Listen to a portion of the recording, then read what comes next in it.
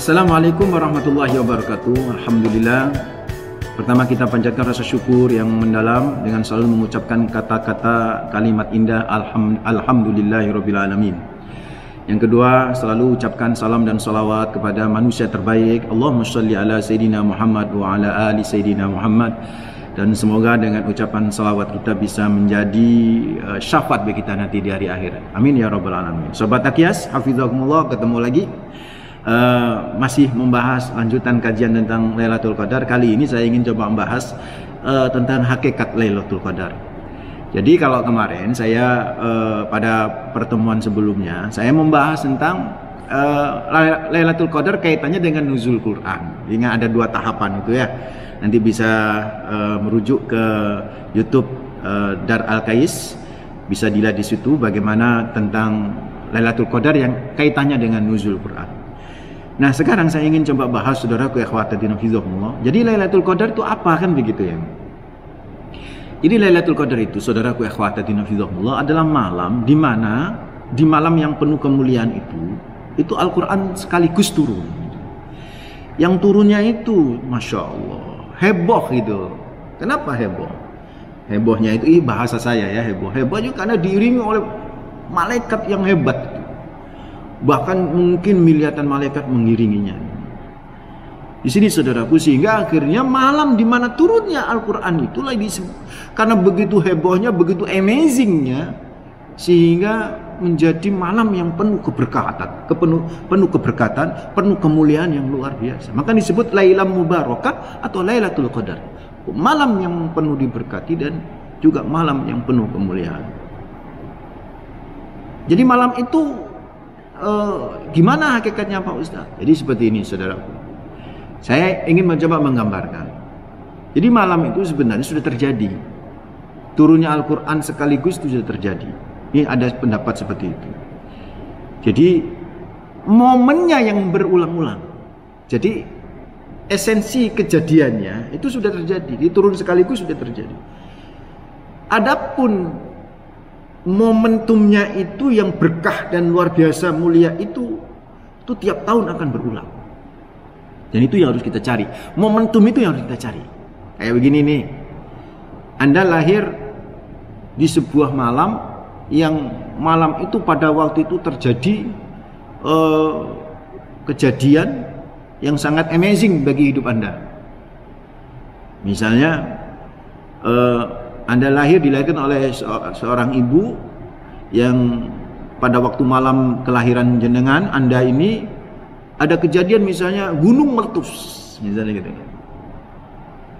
Sehingga pasti malam kelahiran itu yang pas kejadian gunung meletus akan selalu diingat. Kelahirannya sudah terjadi, nggak mungkin mengulang-ulang tiap tahun ada lahir Anda, nggak mungkin toh. Tapi momentum kelahiran Anda di malam itu yang ada kejadian yang sangat amazing, sangat hebat. Di saat ada gunung meletus, Anda bisa selamat dan lain sebagainya misalnya, itu nggak akan pernah bisa dilupakan. Itulah malam kemuliaan bagi Anda, kan begitu. Dan momentum itulah yang berulang-ulang, tapi kejadiannya nggak berulang-ulang. Sama dengan Lailatul Qadar. Kejadian turunnya Al-Quran sekaligus itu sudah selesai. Sudah kita baca Al-Qurannya, kan begitu. Tetapi saudaraku ikhwataddin hafizahumullah, momentumnya itu yang sama Nabi, faltamisuha, disuruh cari kita. Faltamisuha, cari itu momentum itu. Karena itu penuh keberkahan. Kenapa? Karena ketika kita berada dalam momentum yang penuh keberkahan itu, maka apapun yang kita lakukan di malam yang penuh keberkahan itu diberkahi pula sama Allah Rabbul Alamin. Ngaji pun kita diberkahi di malam itu. Sholat pun kalau kita pas di momentum itu diberkahi luar biasa. Suasana batin pun akan bisa menjadi begitu tenang di malam itu, saudara. Malam yang penuh berkah itu. Itu saudaraku ikhwataddin hafizahumullah, sobat Akyas yang insya Allah selalu dijaga sama Allah Rabbul Alamin. Oke, itu bisa dimengerti ya. Nah, mari coba kita masuk lebih dalam lagi. Lailah Al-Qadar. Kadang-kadang kita nyebutnya ini malam Lailatul Qadar. Malam Lailatul Qadar. Berarti kan malam-malam Al-Qadar. Lailah itu sudah malam. Jadi nggak usah malam Lailatul Qadar. Kalau toh mau nyebut bahasa Indonesia malam Al-Qadar gitu saja. Malam yang penuh kemuliaan. Malam Lailatul Qadar. Itu kan berarti double, malam Lailatul Qadar. Mungkin tadi saya juga sempat ngomong malam Lailatul Qadar.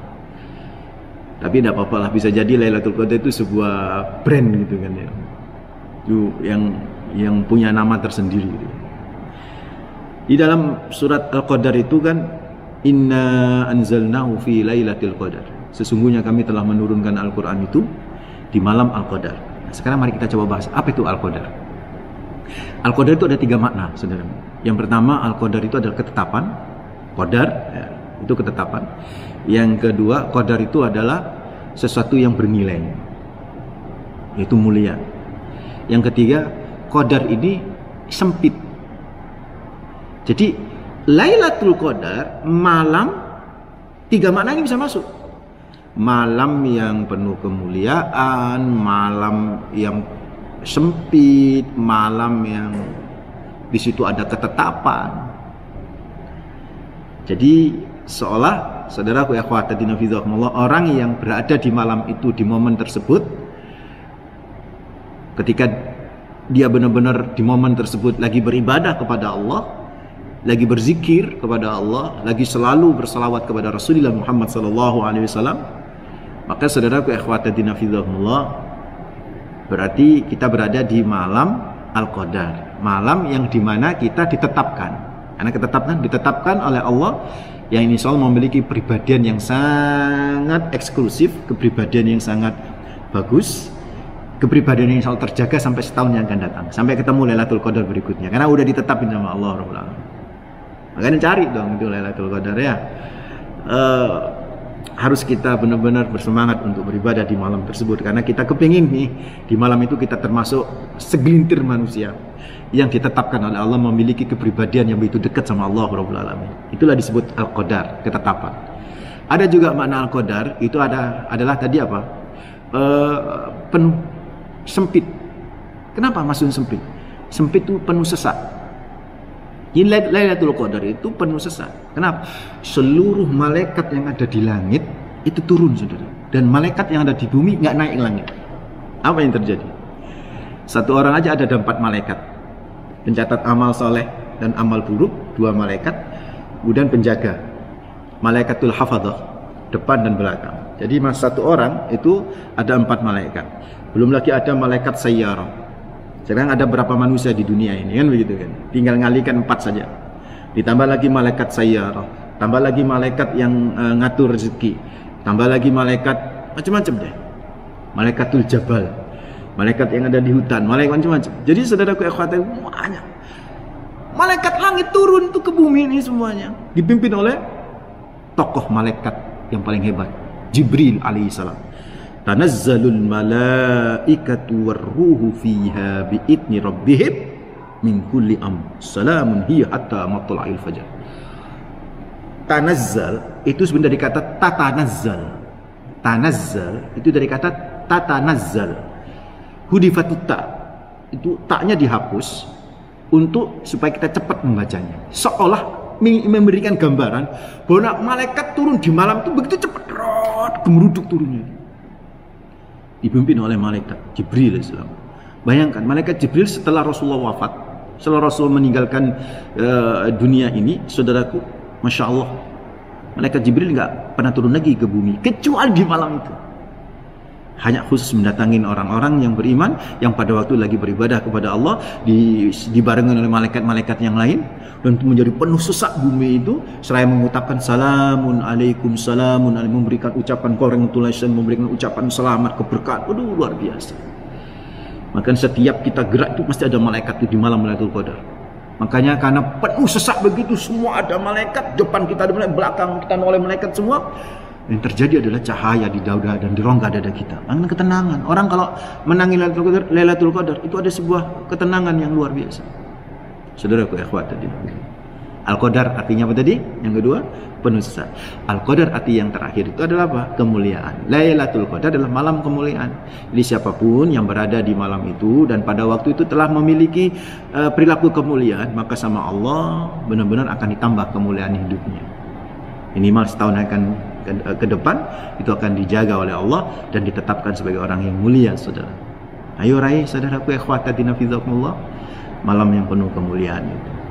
Dengan apa dan bagaimana cara kita? Apalagi di saat wabah pandemi ini, Dengan apa kita meraihnya, saudaraku akhwat dan di saat pandemi ini, saudaraku, banyak-banyaklah berzikir. I'tikaf itu mestinya di masjid, ya toh. Tetapi menurut pendapat Imam Abu Hanifah, bisa saja itu i'tikaf di tempat itu sudah rutin sholat 5 waktu. Jadi nggak harus masjid. Jadi kalau Anda punya rumah misalnya ya, Anda punya rumah dan itu ada rumah khusus. Ada rumah khusus, ada ruangan khusus maksud saya. Ada ruangan khusus yang di situ saudaraku akhwati nafizakumullah, istri kita misalnya, kalau kita misalnya ke masjid kan ya, kalau laki-laki ya, istri kita selalu sholat di situ 5 waktu. Anak kita juga sholat di situ. Nah, di saat pandemi manfaatkan sholat berjamaah di situ, i'tikaf di situ, masya Allah. Dan seringlah baca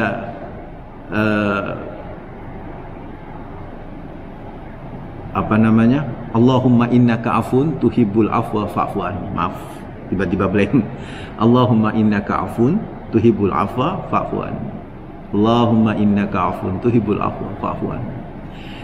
Mintalah permohonan maaf kepada Allah Rabbul Alamin. Karena di malam itu saudaraku, semua dosa-dosa kita akan digelontor sama Allah, dibersihkan sama Allah. Banyaklah berzikir, banyaklah baca Quran. Itu ya yang bisa kita lakukan di malam Lailatul Qadar. Mudah-mudahan 2 kajian tentang Lailatul Qadar ini bisa memberikan inspirasi bagi kita. Mohon maaf kalau ada tutur kata yang salah. Assalamualaikum warahmatullahi wabarakatuh.